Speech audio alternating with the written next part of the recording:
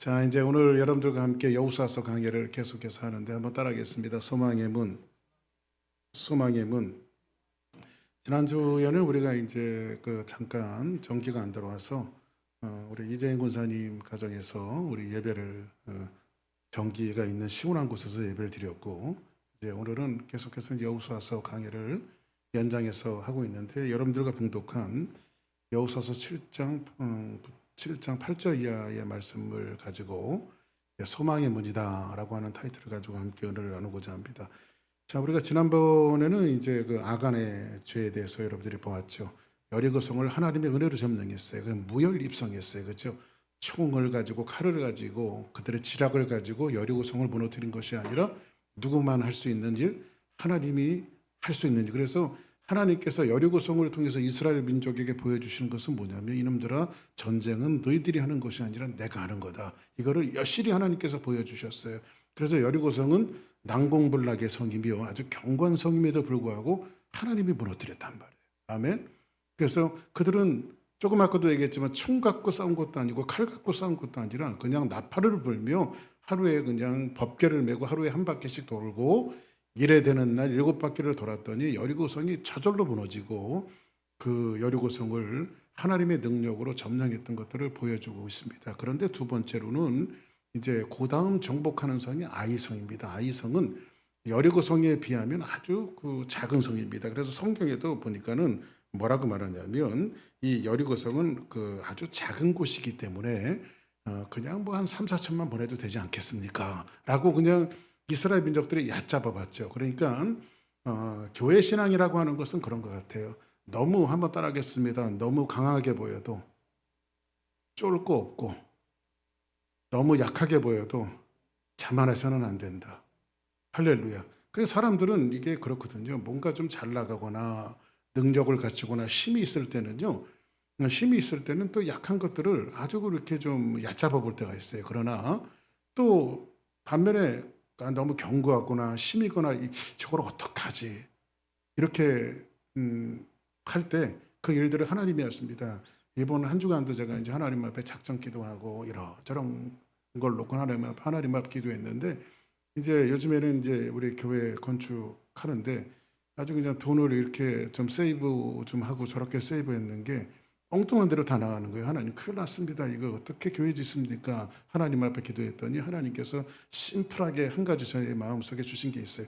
이놈아, 교회 네가 짓냐 내가 짓지. 하나님께서 그렇게 저한테 말씀하시는, 제가 아멘 그랬어요. 아멘. 할렐루야. 그러니까 우리 교회도, 그러니까 우리가 눈에 보일 때 난공불락 같은 여리고성이라 할지라도 하나님이 주시면 빼앗게 되어지는 거예요. 그러나 아이성 같은 데를 자만하게 되어지면 아무리 작은 성이라도 실패할 수밖에 없는 것을 오늘 말씀을 통해서 보여주고 있는데, 거기에 아이성 전투에서 실패하게 되어진 원인은 딱 한 가지가 있었죠. 아간. 그것도 누구의 지파? 유다의 지파.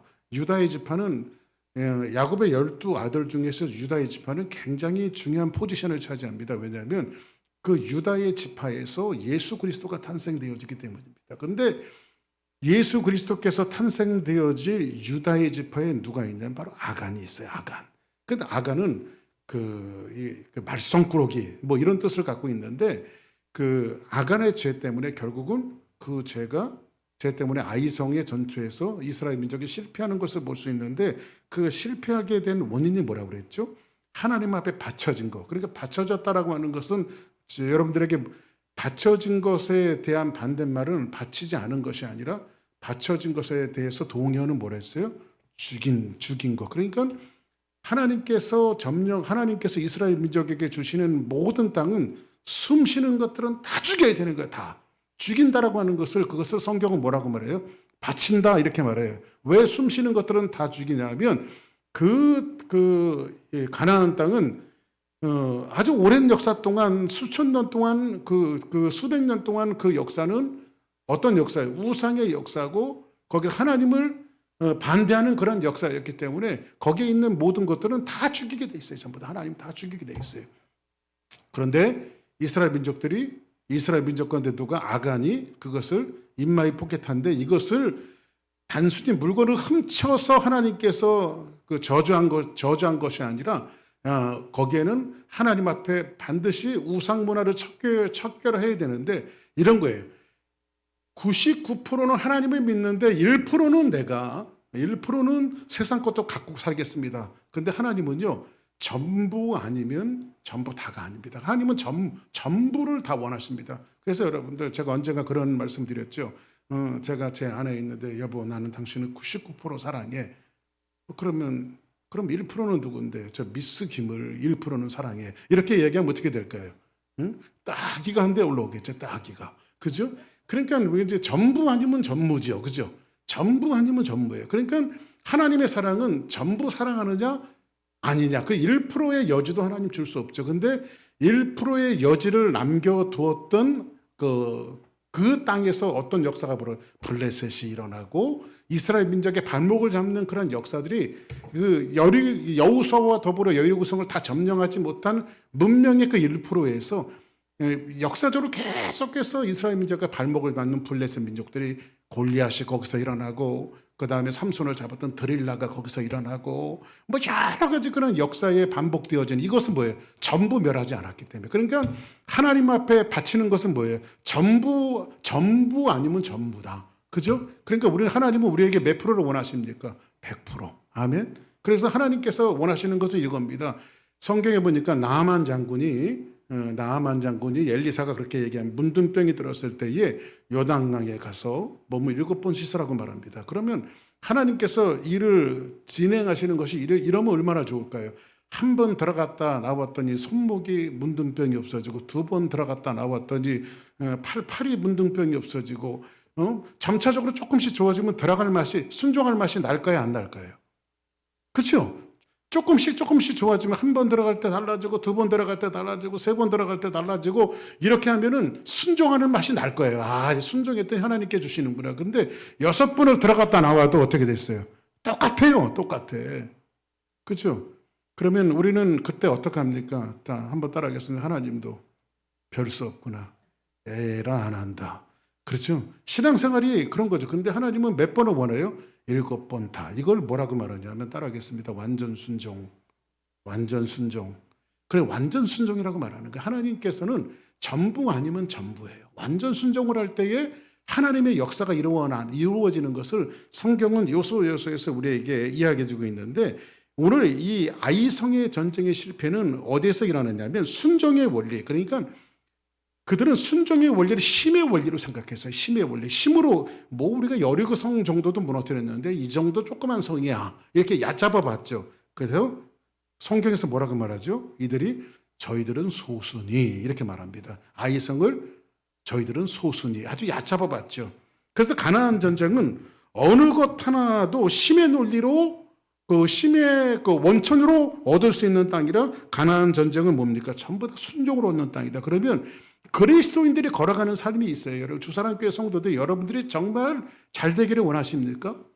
더 잘 되기를 원하십니까? 정말 끝까지 잘 되기를 원하십니까? 그러면 우리가 하나님께서 맡은 자에게 구할 것은 충성이고 순종이에요. 아멘? 그러니까 우리가 무슨 순종으로 해야 돼? 완전 순종. 그냥 6번 들어갔다가 하나도 달라지지 않아도 7번까지 들어갈 수 있는 완전 순종을 하나님 원하신다는 거예요. 그때에 기적이 일어나고 역사가 일어나는 거예요. 거기에 순종만 있을 뿐입니다. 그래서 우리는 영적인 싸움에서도 전선을 잘 이해를 해야 돼요. 어디가 영적인 전선인지를 잘 이해해야 돼요. 여러분들 언젠가도 한번 말씀드린 적이 있는데, 월남전 있잖아요. 미국이 유일하게 아주 처참하게 실패한 전쟁이 바로 미국 역사를 보면 월남전쟁입니다. 그런데 월남전쟁은 미국은 땅을 뺏는 전쟁을 했고요. 월남의 호치민은 뭐를 했냐면 인민의 마음을 뺏는 전쟁을 했어요.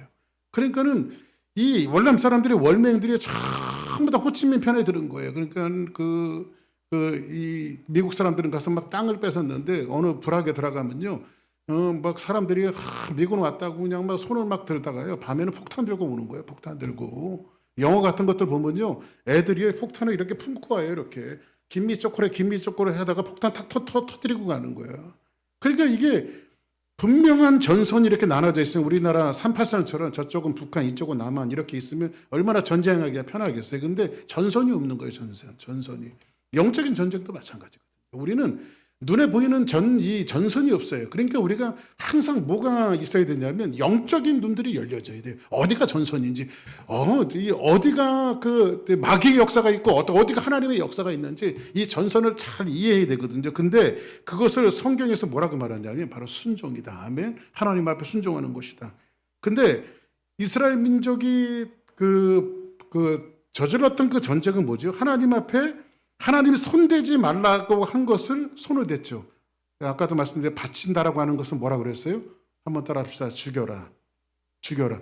우상 문화에 쩌들어 있는 모든 것들은 다 죽여야 했습니다. 근데 재물에 손을 대고 하나님의 것을 인마이 포켓. 그리고 여러분들 성경에도 보니까는 아나니아와 삽비라가 동시에 그 한날 한시에 시간 간격을 두고 두 부부가 죽잖아요. 그죠?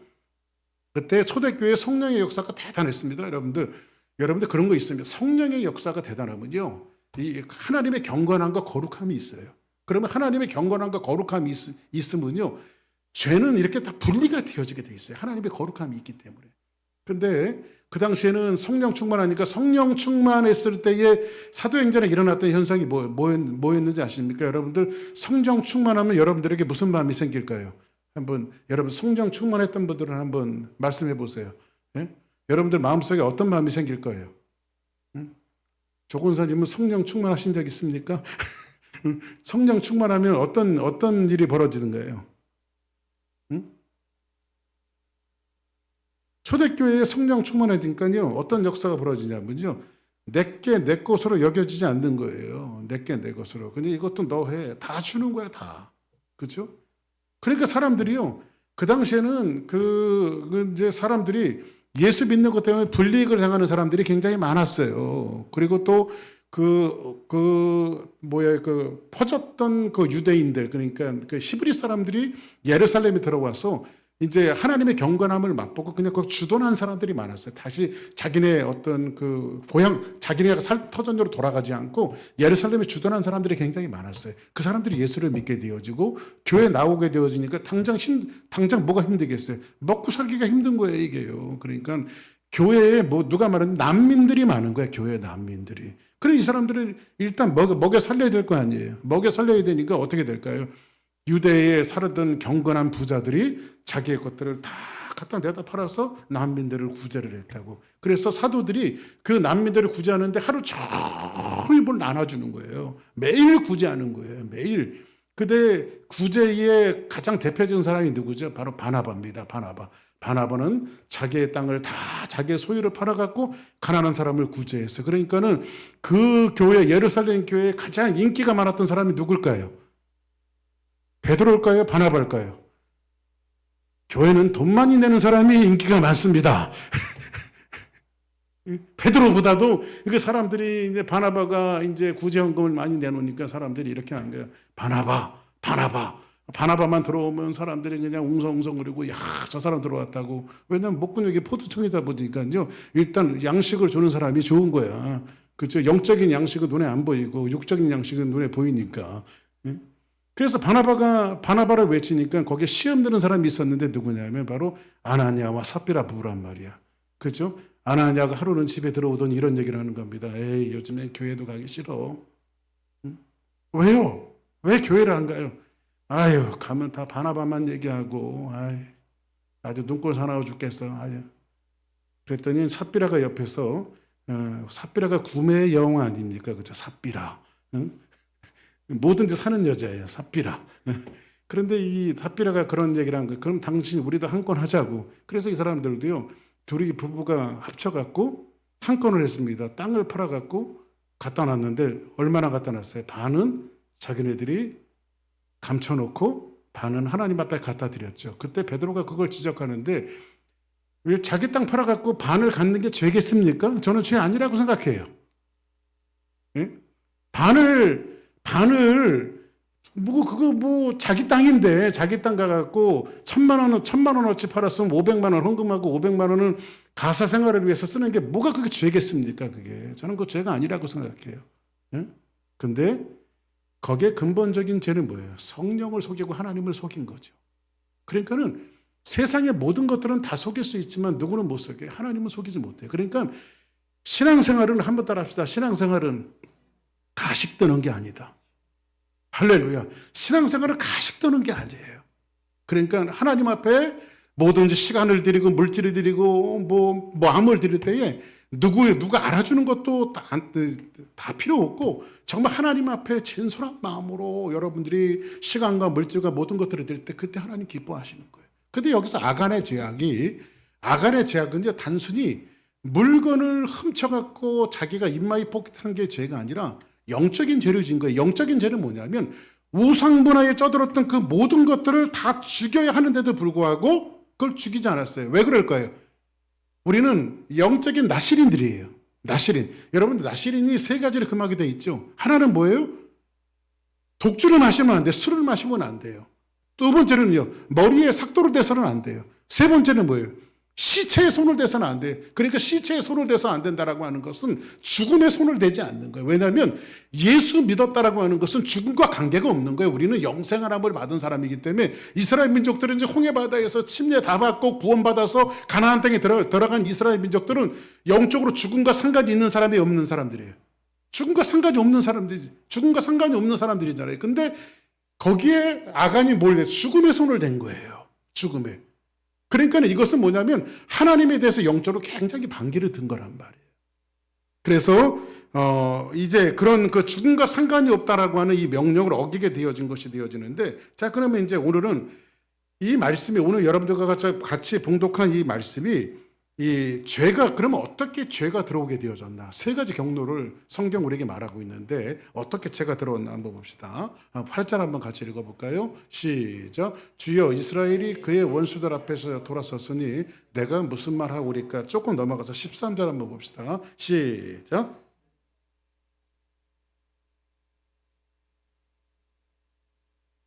이스라엘 하나님 여호와의 말씀에 이스라엘아 너희 가운데 온전히 바친 물건이 있나니. 자 보세요. 여기서 너희 가운데 온전히 바친 물건이 있나니, 너희가 그 온전히 바친 물건을 죽인 거죠. 죽인 물건을 너희 가운데 제하기까지는 내 원수들 앞에서 능히 맞서지 못하리라.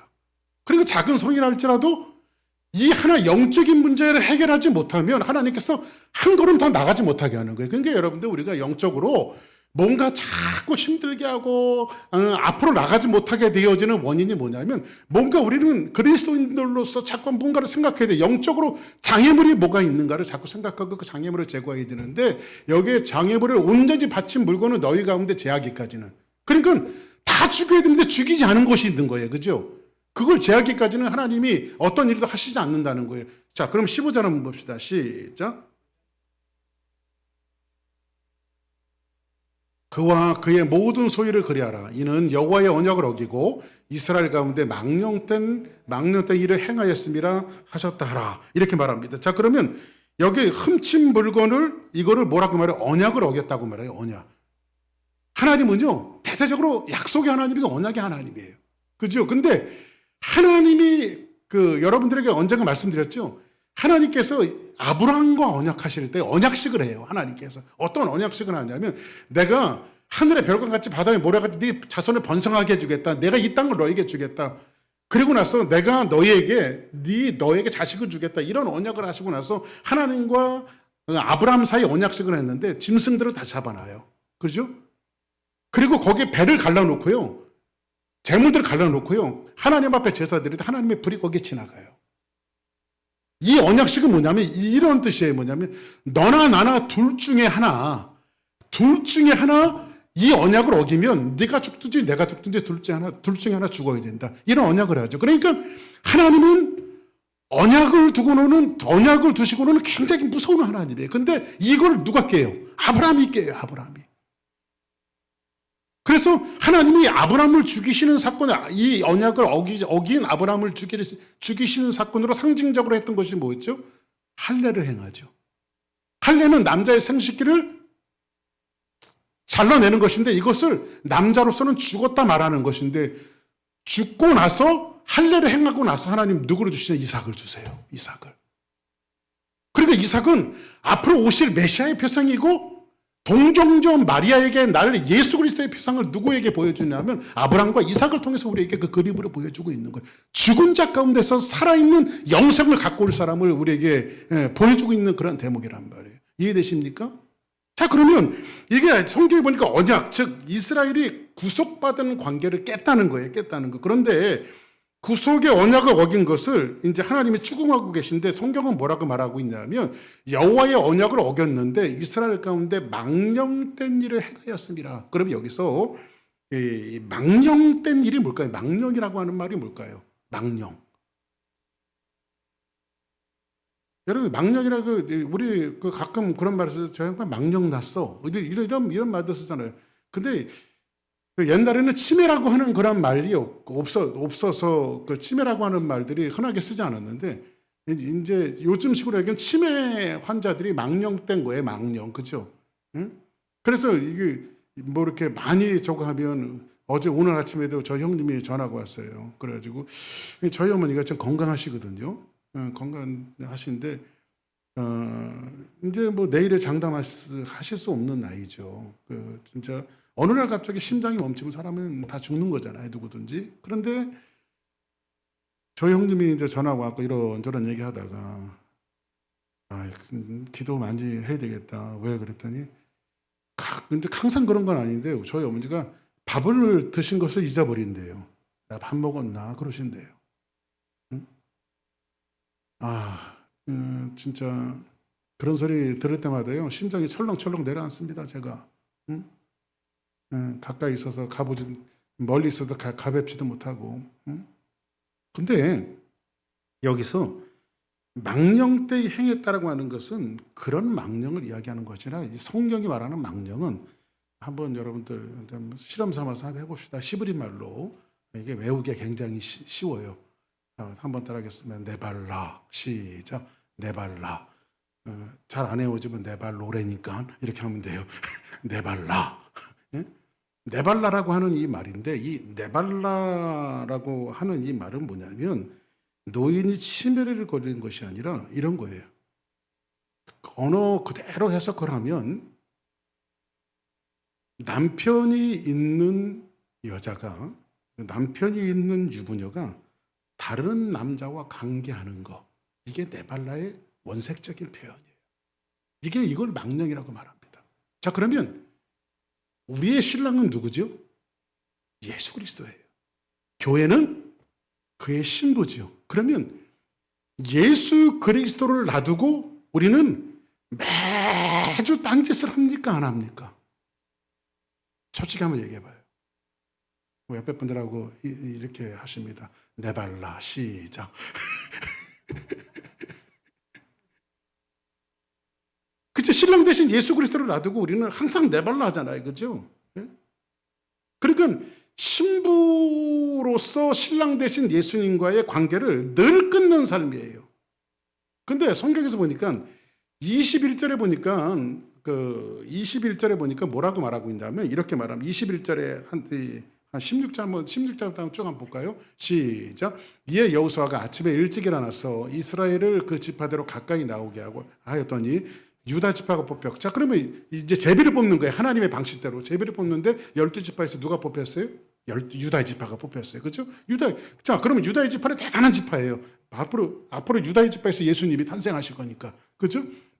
그때 유다 족속이 가까이 나오게 하였더니 누가 속했어요? 세라의 족속. 이 사람도 대단한 사람이에요. 응? 대단한 사람이에요. 세라의 족속이 뽑혔고 세라의 족속의 각 남자들을 가까이 나오게 하였더니 누가 뽑혔어요? 삽디가 뽑혔어요. 삽디도 대단한 사람이에요. 자, 그 다음 18절 시작.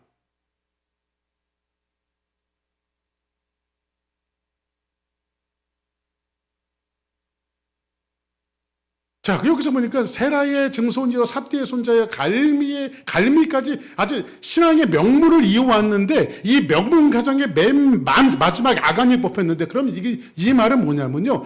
아무리 신앙의 명문 가정이라 할지라도 이 말썽꾸러기들이 있어요, 없어요? 그래서 저는 목사지만 자신 못합니다. 저는 목사지만 자신 못합니다. 딴 거는 제가 몰라도요, 우리 애들한테요, 지금도 우리 애들은 다 컸잖아요. 사실은요. 나이 30이 다 넘었어요. 우리 막내만 28인가 그렇지. 그래도요. 전화하거나 뭐 하면 신앙생활에 대해서는 그냥 잔소리해요. 왜냐? 눈이 안 보이니까. 눈이 안 보이니까. 주일이면 꼭 가갖고 참 큰일 났습니다. 목사 아들 딸한테. 큰애는 이제 목사니까 교회는 갔겠지.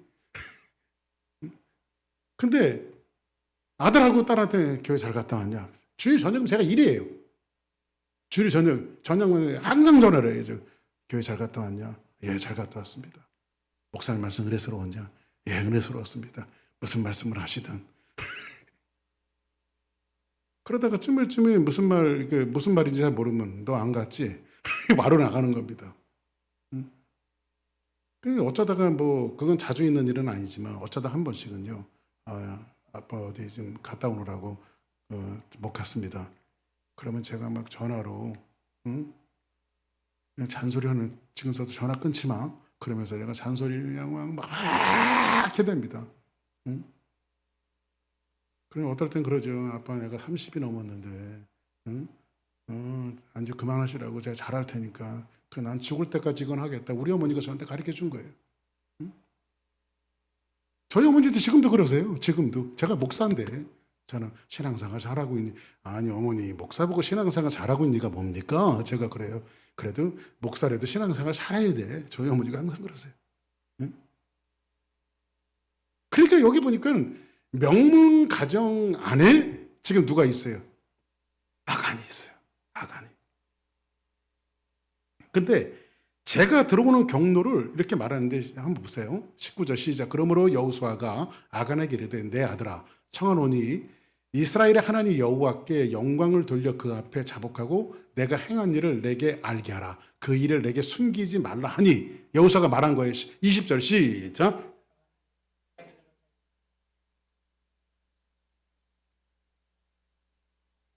이제 아간이 자백을 하죠. 그 21절 시작. 내가 노력한 물건 중에 시날 산의 아름다운 외투 한 벌과 은 200세겔과 그 무게에 50세겔 되는 금덩이 하나를 보고 탐내어 가졌나이다. 보소서 이제 그 물건을 내 장막 가운데서 뭐라고 여기서 여기 보세요. 이 장막이라고 하는 장막을 머릿속에 뒤집어놓으서 장막 가운데서 땅속에 감추었는데 은은 그 밑에 있나이다 하더라. 22절 시작.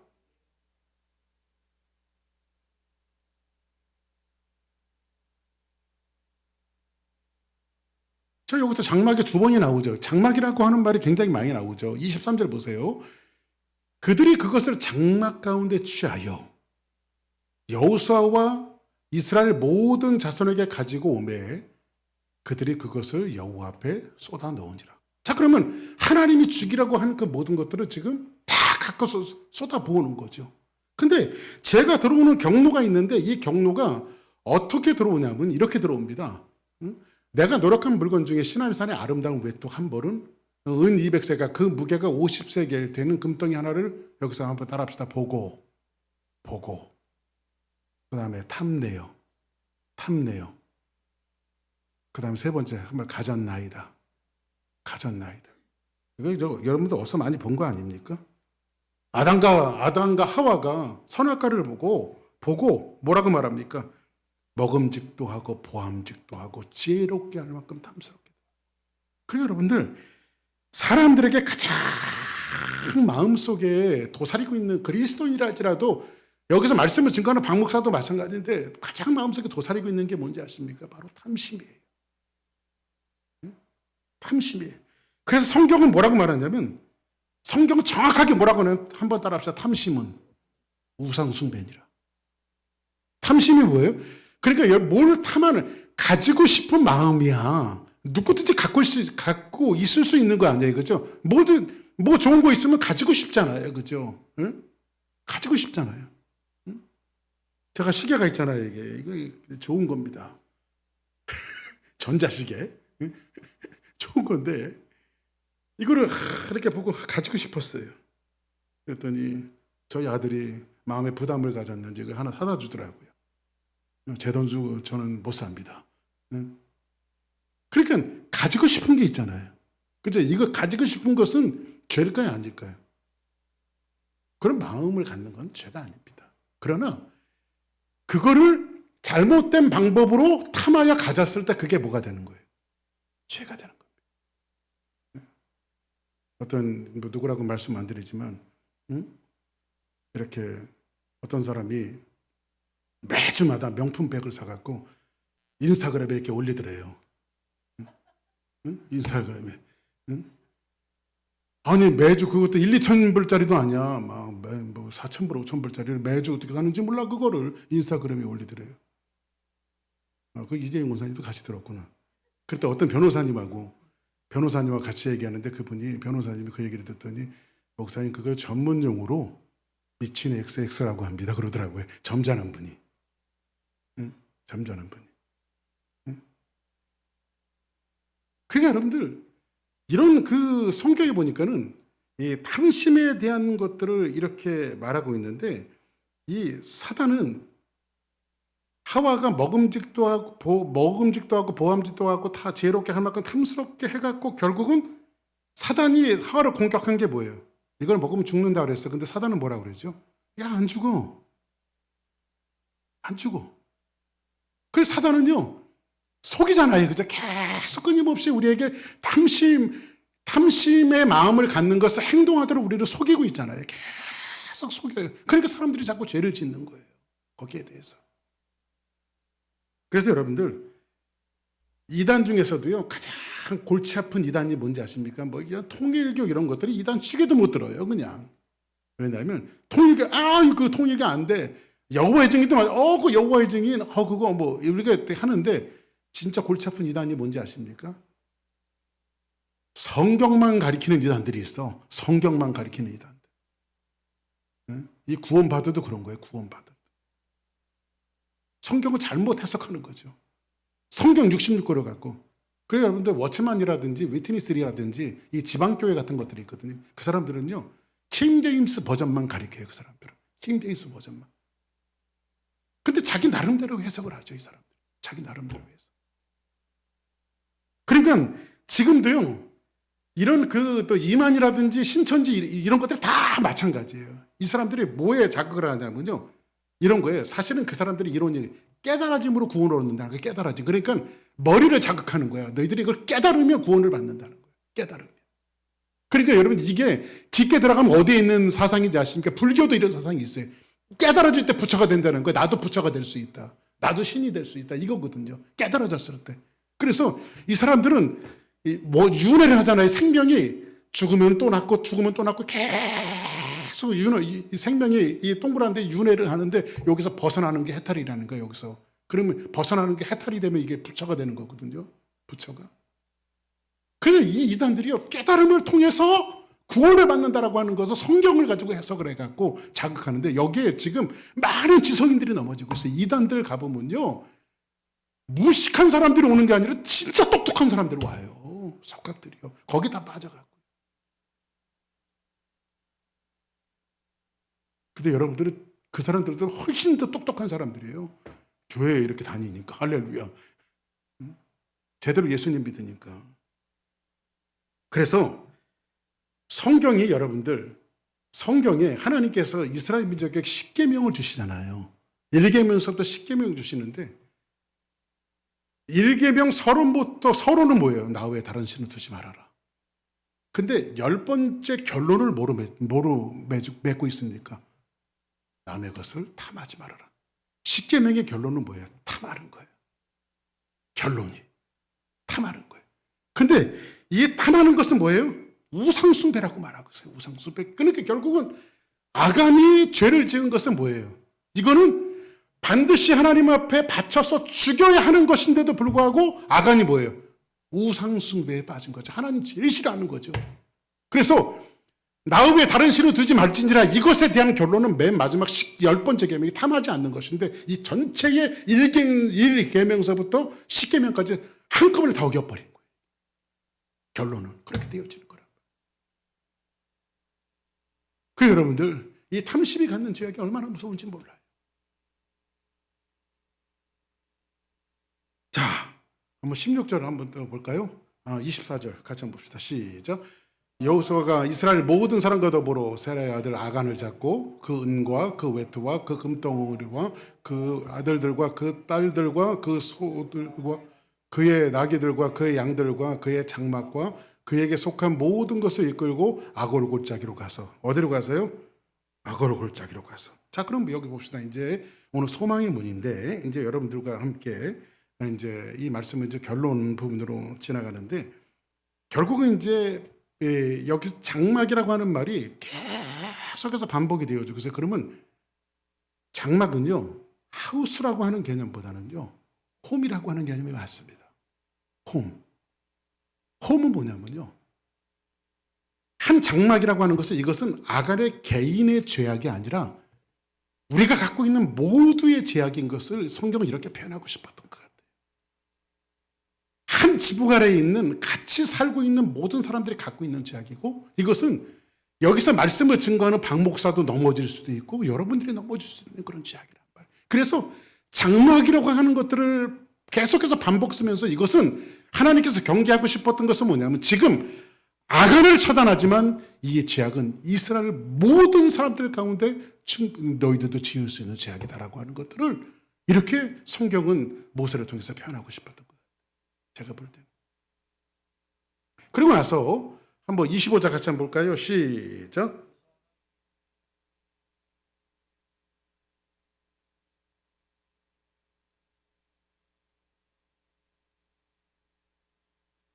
자, 이제 그 아간과 그 모든 그 사람들을 척결을 하죠. 근데 여기서 아간은 이게 아간을 이끌고 간 곳이 어디죠? 바로 아골이에요. 아골 골짝. 그래요, 여러분. 우리 그런 찬양 옛날에 많이 불러죠. 아골 골짝 빈들에도 복음 들고 가오리다. 아골이 어디예요? 응? 예수님이 죽음을 당하신 그 아골. 그렇죠? 근데 아간은 시브는 말 아카라, 괴롭히는 자, 말썽 피는 자 이런 뜻을 갖고 있는데 오늘 여기서 보니까는 이 아골은 사고 뭉치인데 이 괴로움의 골짜기에 아간과 함께 모든 받쳐진 물건들을 어디에 묻어버리죠. 그러면 아골은 하나님 앞에 탐심을 부렸던 모든 우상 숭배가 묻어졌던 곳이죠. 묻어졌던 곳이에요. 그래서 거기가 아골이란 말이에요. 근데 이 아골을 호세아서에 보면 이 아골을 어떻게 표현하고 있다? 이렇게 표현하고 있어요. 자, 26절 같이 한번 봅시다. 시작. 그 위에 돌 무더기를 크게 쌓았더니 오늘까지 있더라. 여호와께서 그의 맹렬한 진노를 그치시니 그러므로 그곳 이름을 오늘까지 아골이라 부르더라. 아골 골짜기라 부르더라. 그 아골 골짜기를 호세아서는 뭐라고 말하고 있냐면 이렇게 말하고 있습니다. 그러므로 보라, 내가 그를 타일러 거친 들로 데리고 가서 말로 밀어가고 이제 호세아라고 하는 말은 여호수아 그리고 어근이 같아요. 여호수아, 호세아, 예수는 어근이 같아요. 예수님의 뜻이 뭐예요? 예수라고 하는 뜻이 저를 죄악에서 구원할 자. 이게 호세아도 여호수아도 같은 말이에요. 똑같은 어근을 갖고 있는데 그러면 여기에서 뭐라고 말하냐면 데리고 가서 그 지금 누구를 데리고 있는 이 호세아가 지금 다 늙어빠진 누구를 데리고 오냐면 자기 고멜을 다시 데리고 오는 거예요. 그죠? 그리고 와서 그를 위로하고 뭐라고 말하냐면 거기서 비로소 그의 포도원을 그에게 주고 아골 골짜기로 소망의 문을 삼아주리니 그가 거기서 응대하기를 어렸을 때와 애굽 땅에서 올라오던 날 같이 하리라 하였더라 이렇게 말합니다. 결국은 치명적인 잘못으로 묻혔던 곳이 결국은 누구로 말미암아 예수 그리스도로 말미암아 그곳에서 위로를 얻고 죽음의 아골 골짜기가 소망이 되어지는 이런 놀라운 역사를 성경은 매칭해서 우리에게 여호수아에서 이렇게 설명하고 있는 겁니다. 그래서 우리는 탐하였던 그 모든 제약들이 어떤 경로를 통해서 들어오는가를 보고 결국은 하나님의 방법은 죽은 것 같지만은 죽은 자 가운데서도 다시 살려내셔서 소망을 이루어 나가는 역사가 누구의 역사예요? 하나님의 역사란 말이에요. 아멘.